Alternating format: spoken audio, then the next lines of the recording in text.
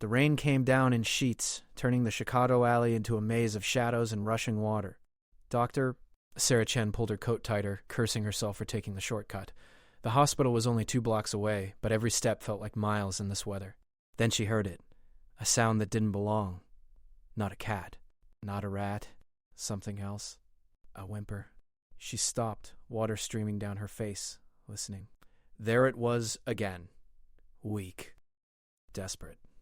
Coming from behind the dumpster. Sarah's hand went to her phone, then hesitated.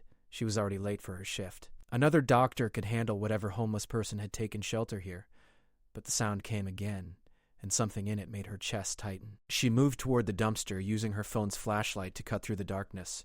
What she found made her breath stop. A child, maybe 4 years old, curled against the brick wall in a position no human child could manage, limbs bent at angles that should have been impossible. The skin was pale, almost translucent, with faint patterns beneath the surface that caught the light like oil on water, 3 fingers on each hand. Eyes too large, too dark, filmed over with something that looked like exhaustion or pain. Not human. Sarah's medical training kicked in before her shock could catch up. She knelt, reaching out carefully. The child's skin was cold, temperature dropping fast. Hypothermia, regardless of species. The small chest rose and fell in rapid, shallow movements. Respiratory distress. "Hey," Sarah said softly. "I'm not going to hurt you." The child's eyes opened slightly. They were entirely black, no whites, no iris differentiation. But the fear in them was universal. Sarah didn't hesitate. She stripped off her coat and wrapped it around the small body, lifting the child carefully. Lighter than expected. Too light. Malnourished.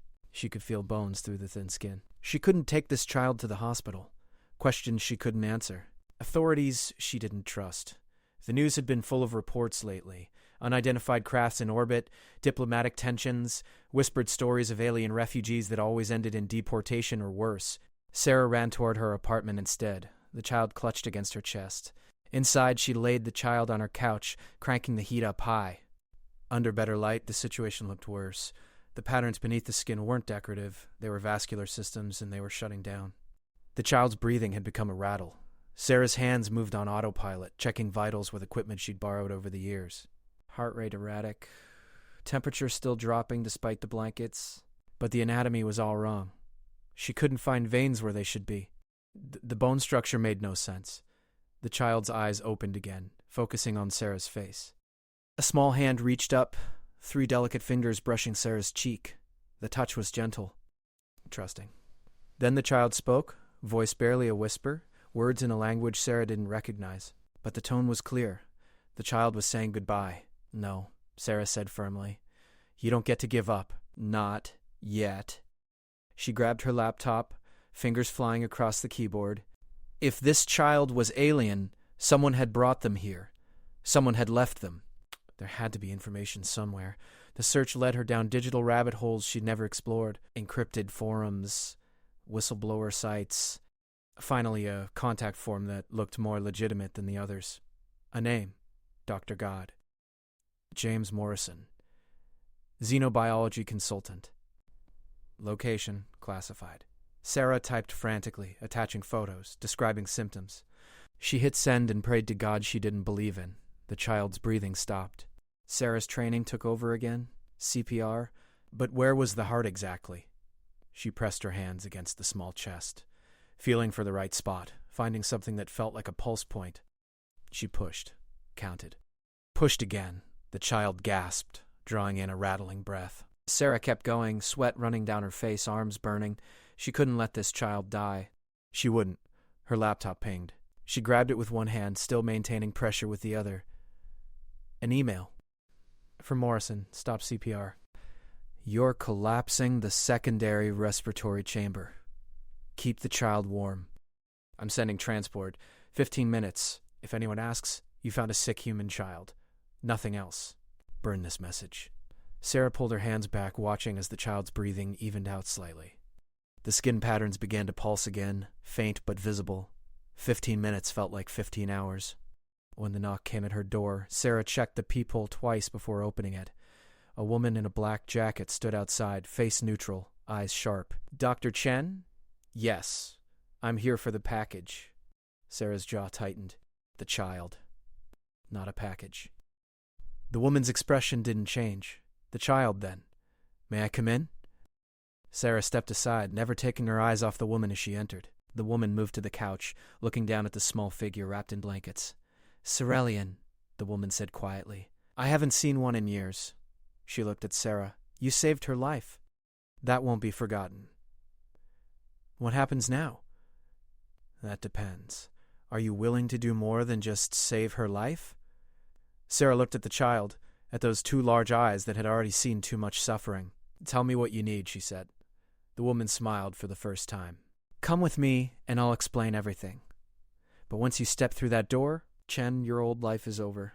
You'll be part of something bigger, something dangerous, something necessary. Sarah grabbed her coat, then paused. She looked at her apartment, at the life she'd built. Normal, safe, predictable. The child made a small sound, reaching toward her. Sarah picked up her keys. Let's go. The safe house was 3 hours outside the city, hidden behind layers of security and misdirection. Inside, it looked like a cross between a hospital and a research facility, with equipment Sarah recognized and plenty she didn't. The woman, who'd introduced herself only as Agent Reeves, led them through corridors where other people moved with quiet efficiency. They stopped at a medical bay where Dr. James Morrison waited.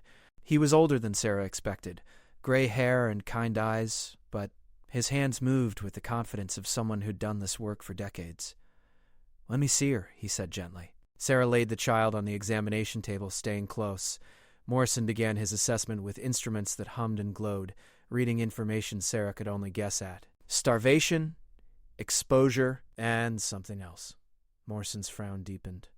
These markings on her spine, they're deliberate. What do you mean? Sarah asked. The Cerellian evaluate their children at age 4. Physical tests, cognitive measurements. Those who don't meet certain standards are marked as unworthy, cast out, usually to die. Sarah's stomach turned. She's 4 years old. Their standards are harsh, based on survival of the strongest. What they don't realize is that the ones they abandon often possess different strengths. Empathy, creativity, resilience. Morrison looked at the child with something like sorrow. The Cerellian exile their best hopes for change and call it quality control. Can you help her? Physically, yes. With proper care, she'll recover fully. But the bigger question is what comes next. The Cerellian don't recognize cast-outs as citizens. Earth's official policy is to return any alien minors to their people of origin. If the authorities find out about her, she'll be sent back to the same ones who left her to die. Sarah's hands clenched into fists. That's not happening. Morrison studied her carefully. That's a dangerous commitment, Dr. Chen. It means hiding her, protecting her. Possibly fighting for her. Are you prepared for that? Sarah thought about the small hand touching her cheek. The trust in those alien eyes. The whispered goodbye she'd refused to accept. Yes, Reeves spoke from the doorway. Then you need to understand what you're joining. We call it the Haven Network. We protect refugees like her alien children abandoned by their own people or fleeing persecution. We keep them hidden, give them new identities, help them build lives. It's illegal by about 17 different international laws. If you're caught, you'll face prison time at minimum. And if I don't help? She gets processed through official channels. Sent back. Dies within a week, probably. Or lives as a slave caste outcast if she's lucky. Sarah looked at the child sleeping on the table, chest rising and falling in a more natural rhythm now. That's not a choice. When do we start? Morrison nodded, something like respect in his eyes. Now. First, she needs nutrition designed for her biology. Then rest. She'll need weeks of care before she's stable. After that, we'll discuss long-term placement. What do you mean placement? Finding her a permanent home. A family willing to take the risks. It's not easy. Most people aren't willing to accept the danger. Sarah pulled a chair close to the examination table, sitting down. I'll do it. She stays with me. Reeves raised an eyebrow. You've known her for 3 hours. Doesn't matter. I pulled her out of that alley. I brought her back when she was dying. I'm not walking away now. Morrison and Reeves exchanged looks. Some silent communication passed between them. It's not that simple, Morrison said carefully. You have a career. Hiding an alien child means constant vigilance. No mistakes. One slip, and you both lose everything. Then I don't slip. The child stirred, making a soft sound. Her hand moved, searching, until it found Sarah's finger. The 3 small digits wrapped around it with surprising strength. Morrison sighed. Let her recover first. Then we'll discuss details. For now, you should get some sleep. There's a room down the hall. Sarah didn't move from her chair. I'll stay here. No one argued. Over the next 3 days, Sarah learned a new kind of medicine. Morrison taught her about Cerulean biology, the dual respiratory system, the photosensitive skin that needed specific light frequencies, the dietary requirements that would have killed the child if Sarah had tried to feed her normal food. He showed her how to read the color patterns beneath the skin, interpreting health status and emotional states. The child, Morrison said her birth designation, translated roughly to defect 47, began to improve. Her breathing strengthened. The vascular patterns brightened from dull gray to soft silver and blue. She started tracking movement with her eyes, watching Sarah with endless curiosity. On the 4th day, she spoke. Sarah was changing the IV when the child touched her arm gently, looked directly at her, and made a sound. Soft, melodic, clearly deliberate. Morrison, who'd been monitoring from across the room, went still. Say it again, he told the child and carefully practiced Cerulean. The child repeated the sound, pointing at Sarah. Morrison's face showed rare surprise. She's naming you. Cerulean children don't develop naming ability until at least 6 years old. She's creating language beyond her supposed developmental stage. What's the name? Sarah asked. Closest translation would be safe mother or shelter giver. It's not a word from standard Cerulean. She invented it. For you. Sarah felt something break open in her chest. She took the child's hand carefully. My name is Sarah. The child tried the word, struggling with the unfamiliar sounds. Sarah. Close enough. Morrison cleared his throat. This changes things. If she's developing this fast, she's not just surviving. She's thriving. The Cerulean marked her as defective because she didn't meet their physical standards. They never tested her cognitive abilities. She might be exceptional. Reeves appeared in the doorway, which makes her more valuable and more dangerous. If the Cerulean Council discovers an exceptional child was abandoned, it could create a political scandal. They might come looking for her. Let them try, Sarah said quietly.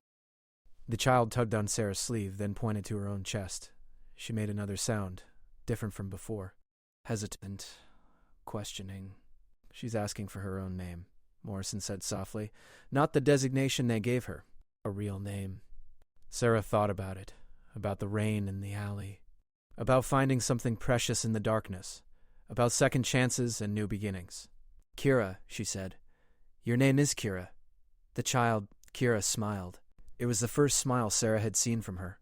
Despite the alien features, the emotion was unmistakable. Joy. Morrison pulled Sarah aside later while Kira slept. Are you still certain about this? Taking her permanently? Because once we create her documentation, there's no going back. You'll be legally responsible for an illegal alien presence. Your life will never be normal again. Sarah watched Kira sleep, the small chest rising and falling peacefully now. Normal is overrated. When can we start the paperwork? Tomorrow. But first, you need training. How to hide her in plain sight. How to respond to questions.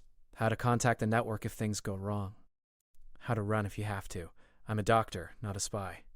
You're both now. Sarah learned encryption, dead drops, safe houses across 3 states. She learned how to alter documentation, create cover stories, recognize surveillance. She learned which officials could be trusted and which would turn them in without hesitation. She also learned she wasn't alone. The Haven network stretched further than she'd imagined. Teachers who hid refugee children in plain sight. Lawyers who fought deportation orders. Scientists who developed medical treatments for alien biologies. Families who had opened their homes to beings from across the galaxy.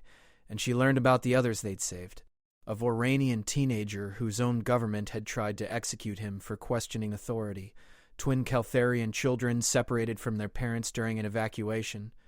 Dozens of others, all living quiet lives in human communities, protected by people who believed in something bigger than law.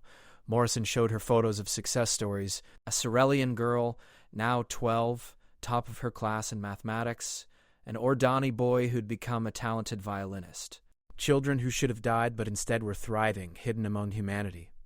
This is what we fight for, Morrison said. Every child deserves a chance. regardless of what species they belong to.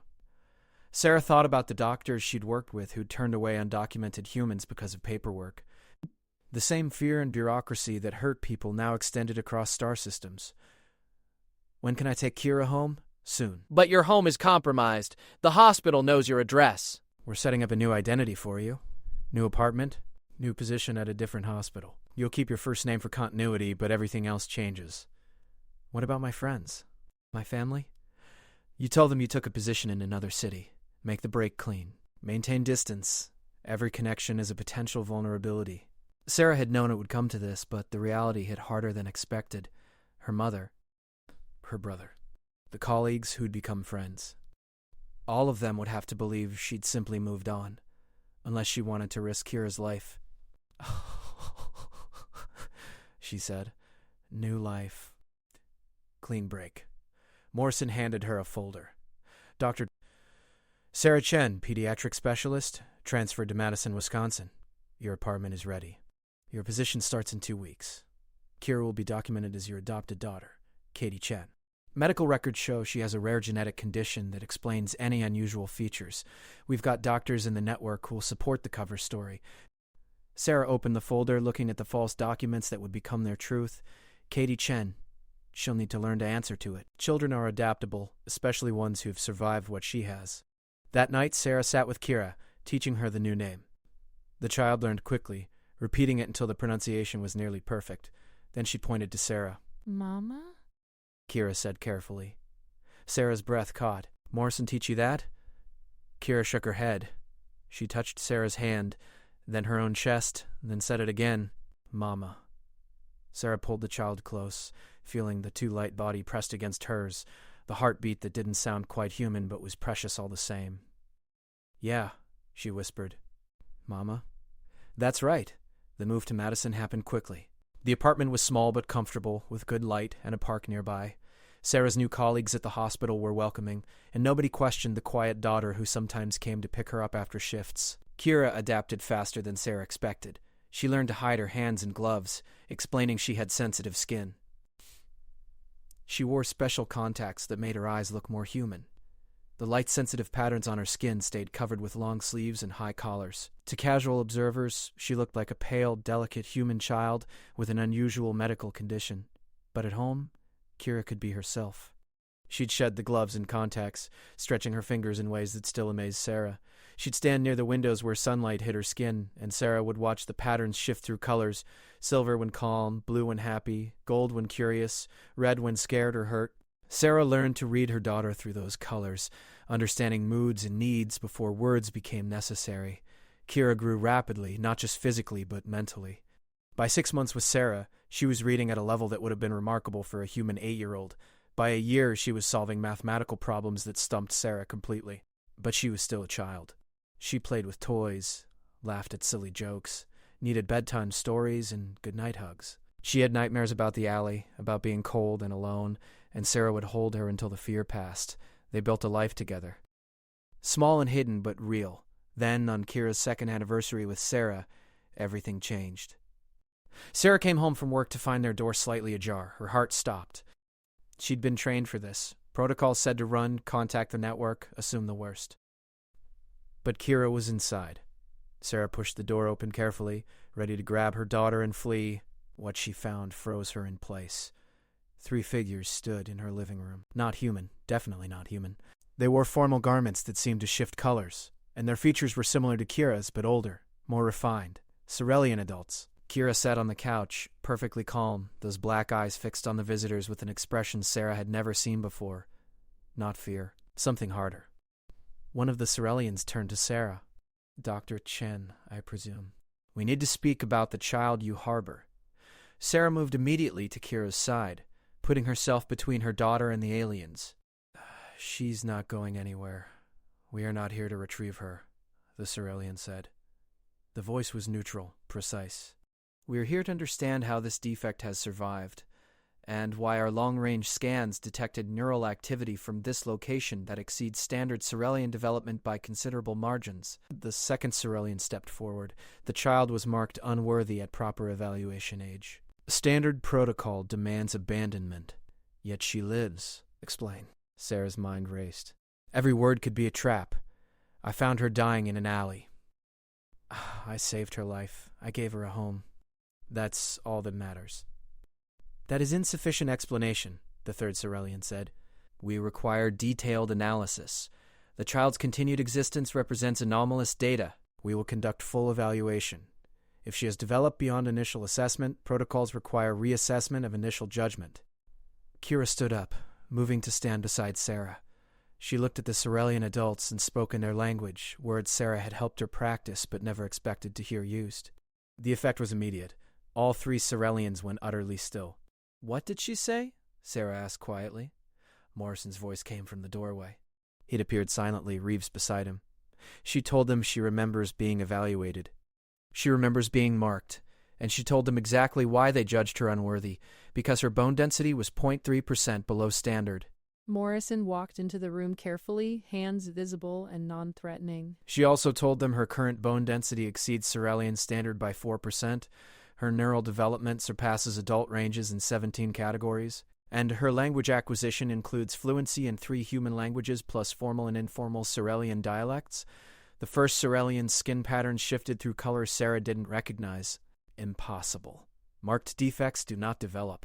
They deteriorate. This is established. Established based on what? Morrison asked.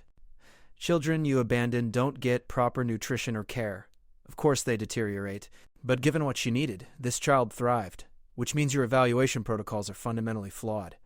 The second Cerellian moved closer to Kira, studying her. Unacceptable conclusion. Evaluation protocols have maintained societal stability for 7 generations. To question them questions all of Cerellian hierarchy. Kira spoke again, longer this time. Sarah heard her name in the string of alien words. What's she saying now? Morrison's expression was grim. She's offering to return with them, to submit to new evaluation, to prove the protocols are wrong. He looked at Sarah. She's offering to sacrifice herself to save other abandoned children. No, Sarah said immediately. Absolutely not. Kira turned to her, those black eyes full of determination. Mama, have to. You don't have to do anything. You're 6 years old. 6.4, Kira corrected gently. And if I don't prove it, they keep abandoning others. Like me. In alleys.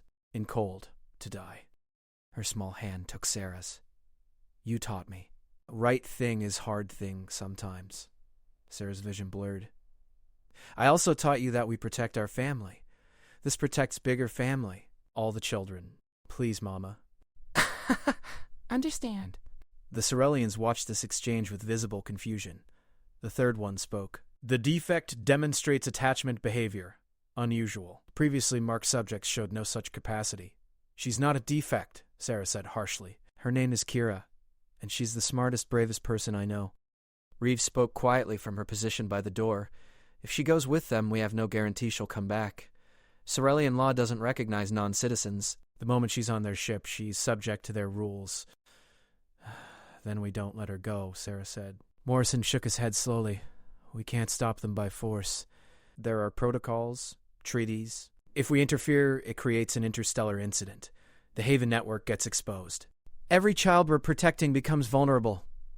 Sarah felt the trap closing. Lose Kira to save the others. Let her daughter walk into danger to preserve the system that protected so many. There has to be another way. The first Cerellian made a sound that might have been the equivalent of a sigh.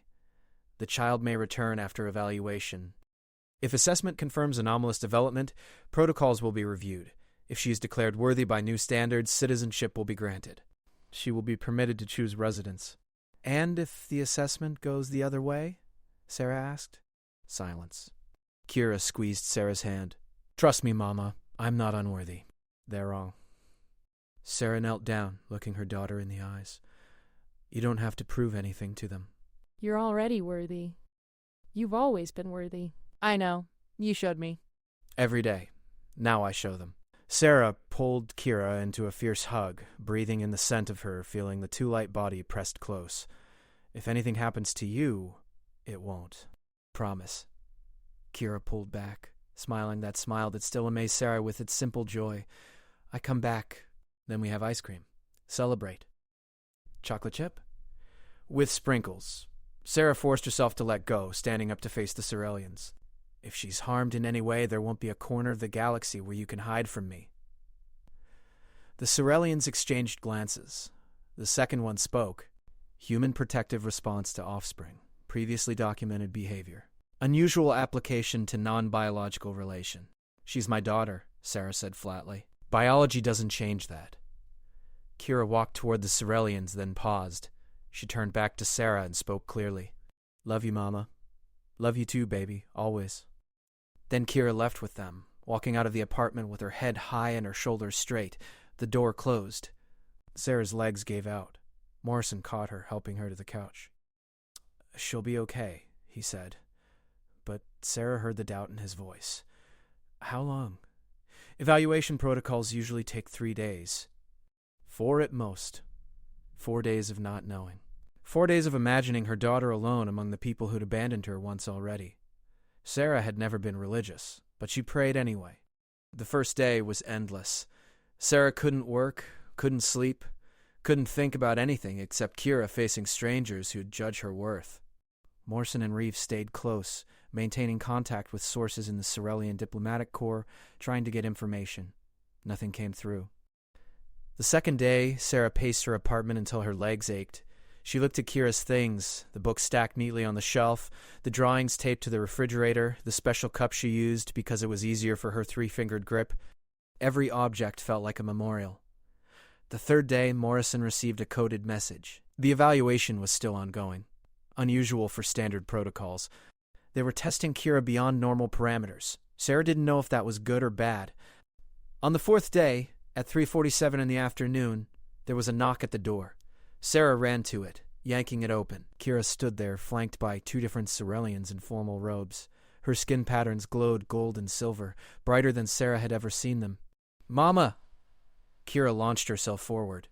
Sarah caught her, holding tight, checking for injuries, for signs of harm. Are you okay? Did they hurt you? I'm fine. Better than fine. Mama, I did it. I proved it. One of the Cerelians stepped forward. Older than the others, with patterns on her skin that suggested high rank. Chen. I am Council Magistrate Threll. I oversee evaluation protocols for our people. I come to deliver formal apology. Sarah blinked, surprised. Apology?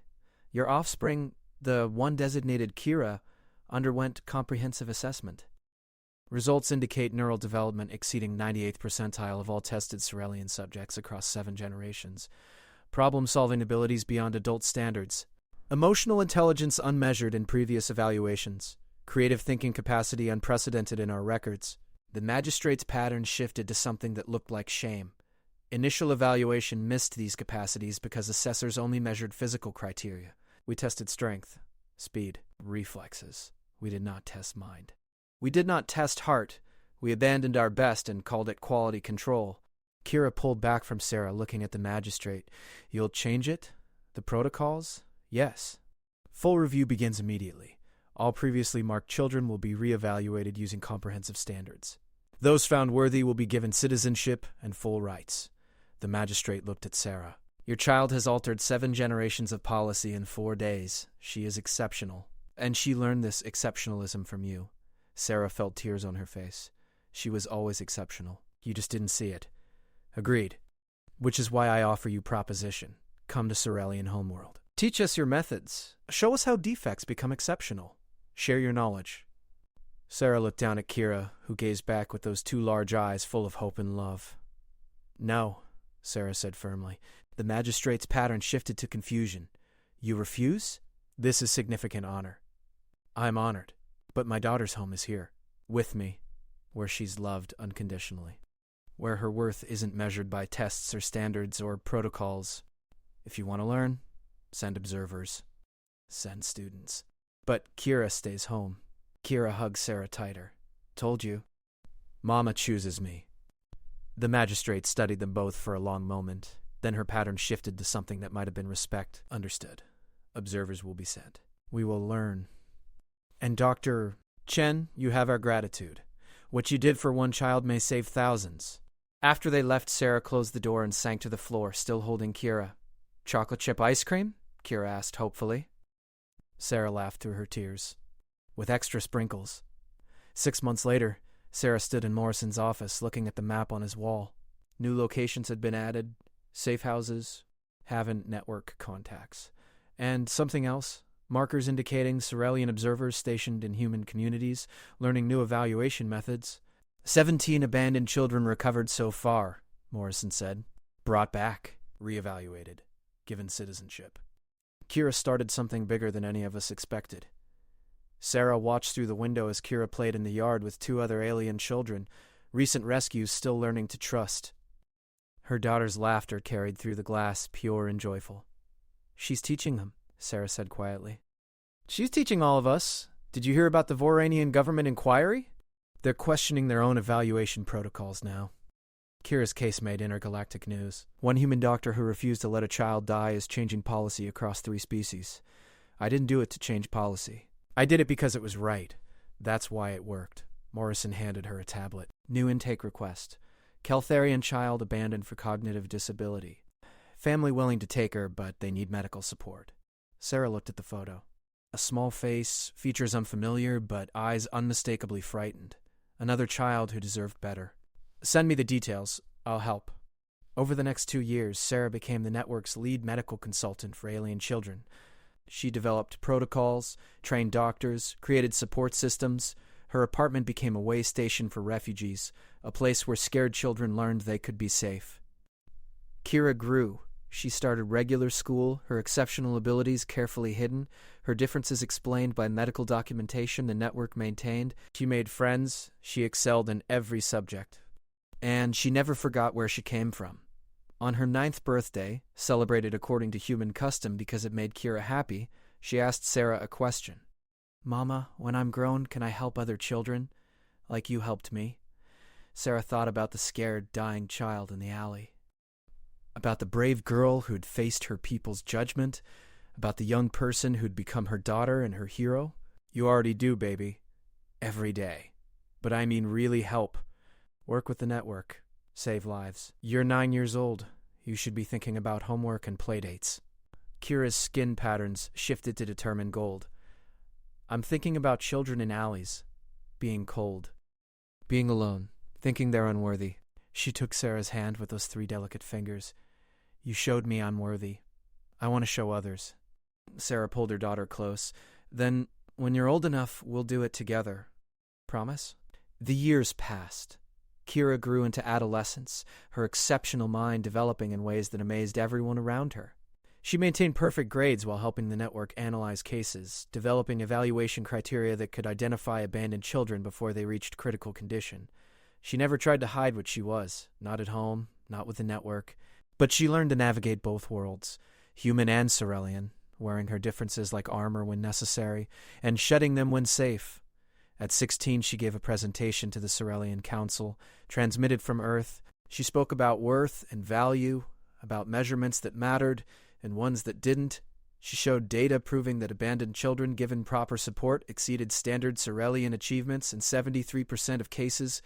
She told them about the human who'd pulled her from an alley and refused to let her die. The council listened. And they changed their laws.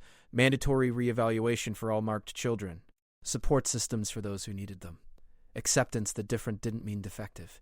Kira's testimony became required viewing for all Sorelian evaluators. Sarah watched the broadcast from Morrison's office, tears streaming down her face. She's incredible, Reeves said quietly. You raised something special. I raised my daughter, Sarah corrected. Who happened to be special already? I just made sure the world didn't crush it out of her. At 18, Kira made a choice. She applied to medical school, following in Sarah's footsteps. Her application essay was simple. My mother saved my life when I had no value to anyone else. I want to save others the same way. She was accepted to every program she applied to. The night before Kira left for university, Sarah found her standing by the window, skin patterns shifting through colors too fast to interpret.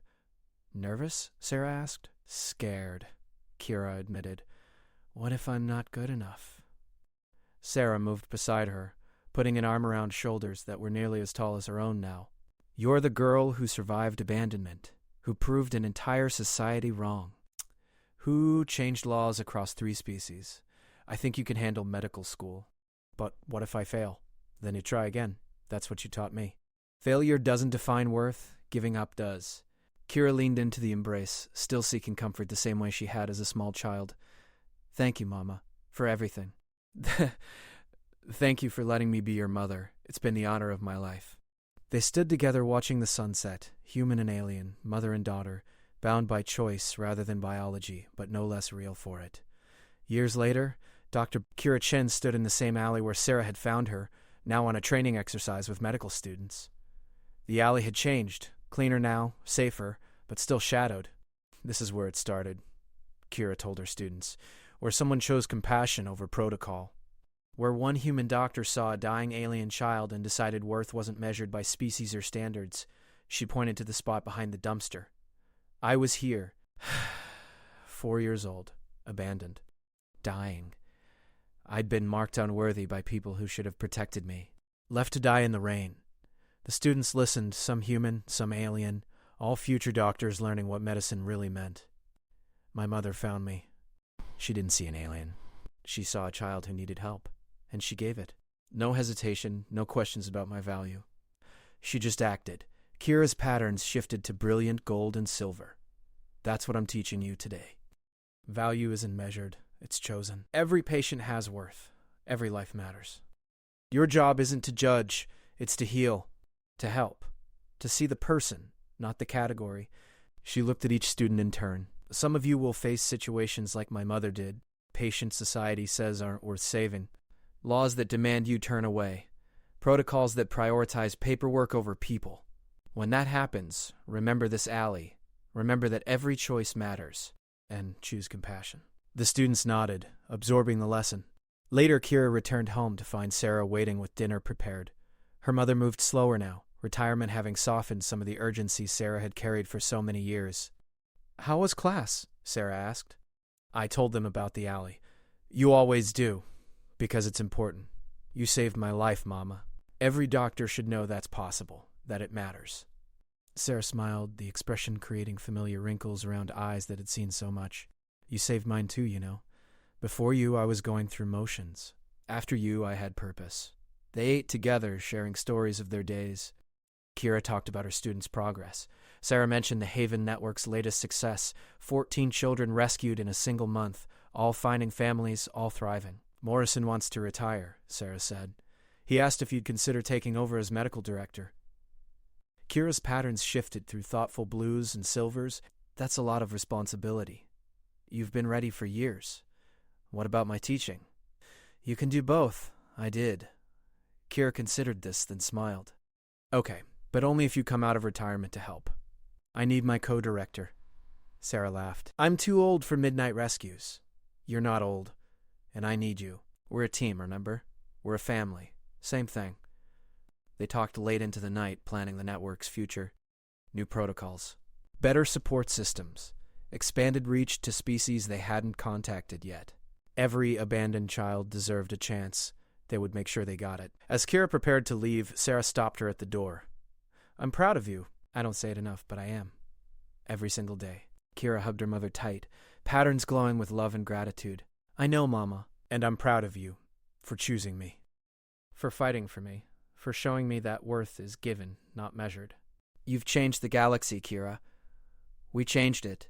Together. After Kira left, Sarah sat in the quiet apartment surrounded by memories. Photos on the walls, Kira's first day of school, graduation, receiving her medical degree, drawings from when she was small. Awards and commendations. A life built from a choice made in a rainy alley. Sarah thought about that night often. The sound that had stopped her. The decision to investigate instead of walking away. Everything that followed had hinged on that single moment. One choice, one child. One chance at making things right. And because of it, thousands of children had been saved. Laws had changed. Societies had reformed. The galaxy had become a little bit kinder. Sarah looked at the photo on her desk. Kira at 4 years old, skin patterns barely visible, held in Sarah's arms at the safe house. Both of them exhausted but safe. The beginning of everything. Worth choosing me? Sarah whispered to the image. She imagined Kira's response, clear as if her daughter stood beside her. Every single day, Mama. Every single day. Sarah smiled, turned off the light, and went to bed. Tomorrow would bring new challenges. More children needing help. More battles to fight. But tonight, she rested, secure in the knowledge that one human choosing compassion had rippled across the stars. That one abandoned child had become a force for change. That family wasn't defined by biology, but by choice, by love, by refusing to let anyone be left behind. In the darkness, Sarah slept peacefully. And across the city, Kira did the same, patterns glowing softly even in dreams, proof that some lights can never be extinguished, not when someone refuses to let them go out, not when love chooses worth over judgment, not when one human saves one alien child and changes everything forever.